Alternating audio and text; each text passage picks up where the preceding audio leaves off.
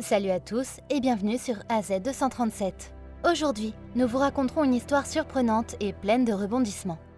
Mais avant de commencer, j'aimerais vous rappeler qu'après avoir regardé cette vidéo, vous pouvez faire un tour sur notre chaîne pour découvrir de nombreuses histoires à la fois incroyables, intéressantes et émouvantes.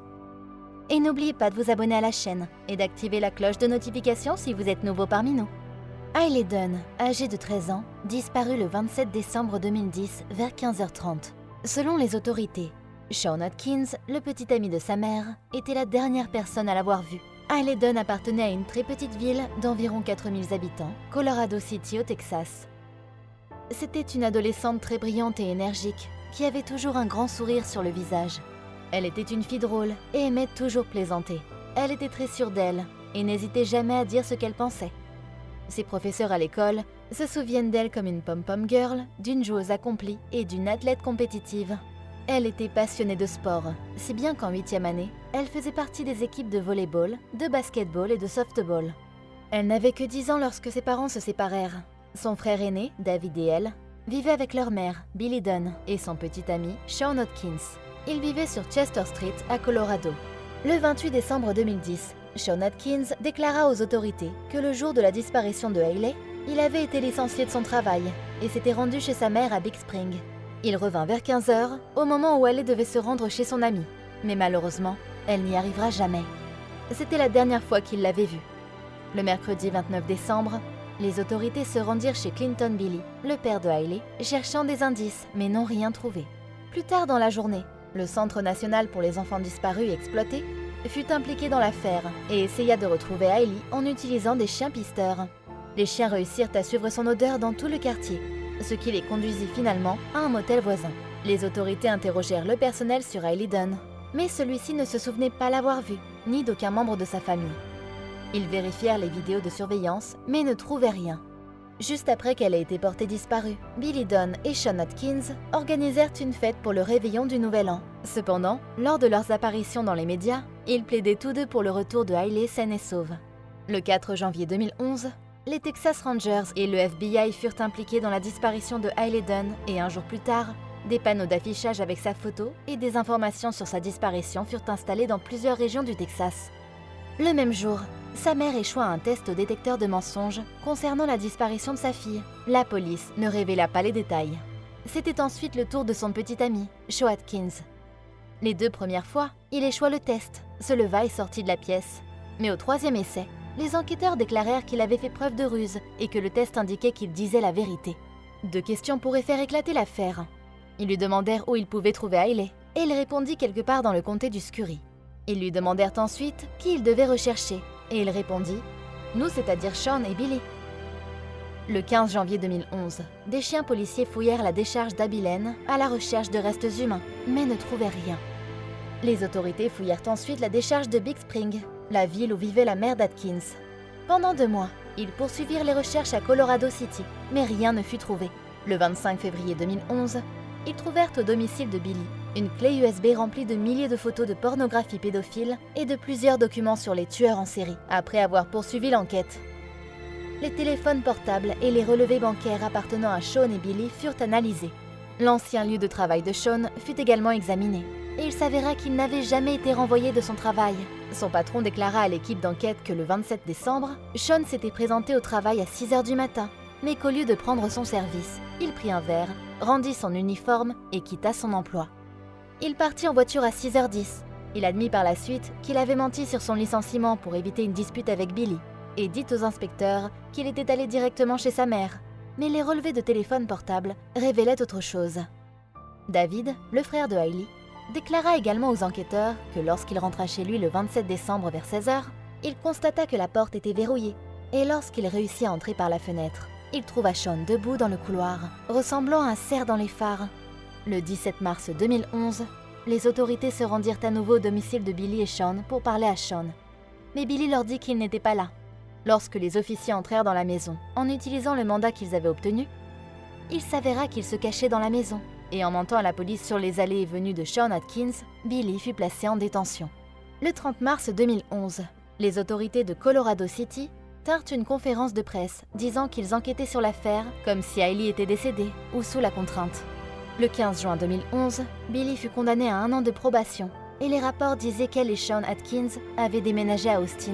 Le 12 juillet 2011, de nouveaux documents furent révélés qui faisaient de Sean Atkins une personne suspecte dans l'affaire, car les dépositions sous serment disaient qu'il avait déjà menacé la vie de Bill Dunn et de Hailey en février 2010.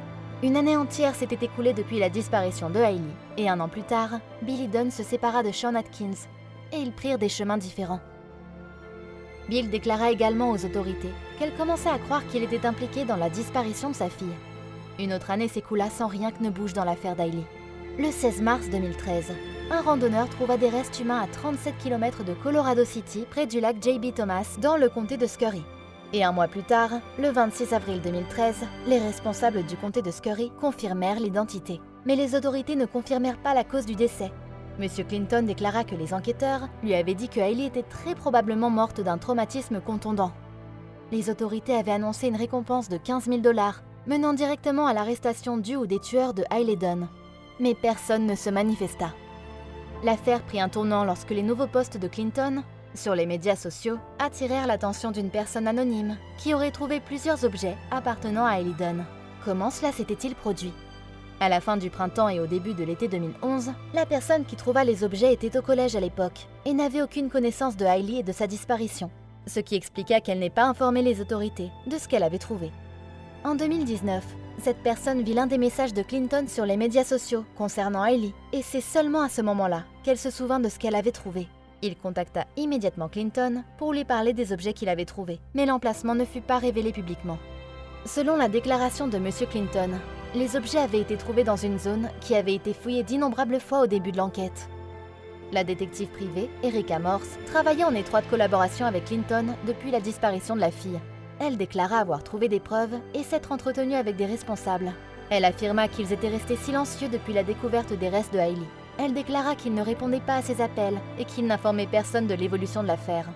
En octobre 2019, elle déclara avoir commencé à recevoir des messages de femmes de l'ouest du Texas et des environs qui étaient harcelées en ligne par un homme se faisant appeler Casey.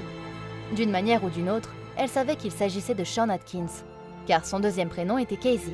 Elle demanda aux victimes de lui envoyer des vidéos et des photos qu'il leur avait envoyées. Elles confirmèrent qu'il s'agissait bien de lui. Le 28 octobre 2019, Erica accompagna l'une des femmes qui était harcelée par Sean au département de police pour faire un rapport.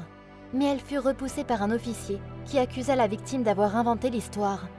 Cela poussa Erica à écrire une lettre ouverte dans laquelle elle insistait sur le fait que si Sean n'était pas arrêté rapidement, d'autres victimes suivraient sans aucun doute, mais rien ne se passa. En 2020, le procureur du 32e district judiciaire, Ricky Thompson, sur les crimes non résolus des Texas Rangers concernant cette affaire.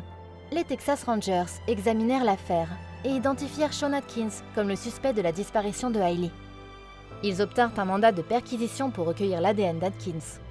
En mai 2021, l'affaire prit un grand tournant lorsqu'Erica eut des nouvelles du procureur du comté de Mitchell qui demandait une réunion entre Clinton, le père de Hailey, et elle. Au cours de cette réunion, on leur assura qu'en juin, l'assassin de Hailey serait arrêté. Le 13 juin, un mandat d'arrêt fut émis, et ainsi, plus de 10 ans après que Hailey Dunn ait été portée disparue, et 7 ans après que ses restes aient été retrouvés, une arrestation eut enfin lieu.